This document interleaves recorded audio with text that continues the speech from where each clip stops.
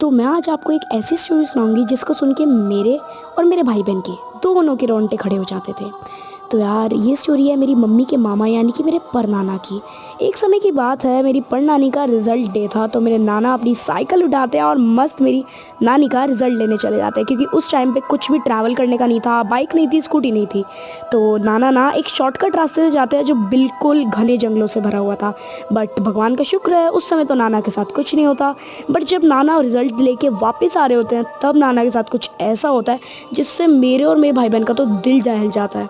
तो नाना वापस आ रहे थे तो उस जंगल वाले रास्ते में एक घना पेड़ था जिसमें ना आत्माएं रहती थी। Yes, I am saying true, कोई भी हंसेगा नहीं है।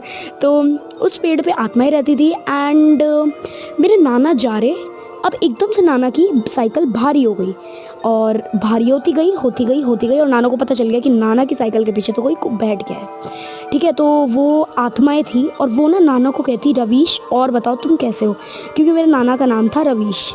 तो क्या होता है, मेरे नाना ना डरते नहीं क्योंकि सामने हनुमान मंदिर था। नाना जल्दी जल्दी अपनी साइकिल भगाते हैं और एक एक करके हनुमान मंदिर जब जैसे वो पहुंचने वाले थे, एक एक करके उनकी साइकिल से बाहर ख़त्म होता जाता है, यानी कि आत्माएं उतरती जाती हैं। फिर वो हनुमान मंदिर के अंदर जाते हैं और उनके दिल में थोड़ा सा राहत आती है। फिर नाना ना अपना उस जगह से जल्दी से भाग जाता है, क्योंकि नाना को पता था अगर वो नाना थोड़ी देर भी वहाँ पे और रुके तो उनके साथ कुछ भी हो सकता है।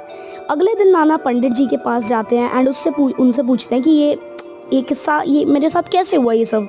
तो पंडित जी कहते हैं उस दिन तो तुम वहाँ पे चले गए, उस सुनसान रास्ते से चले गए, पर अगली बार से मैं तुम्हें वार्निंग देता हूँ कि मत जाना। और गाइस ये आपके लिए भी एक सीख है, चाहे आपको जितनी भी जल्दी हो रही है कहीं जाने की, शॉर्टकट रास्ता कभी मत लेना।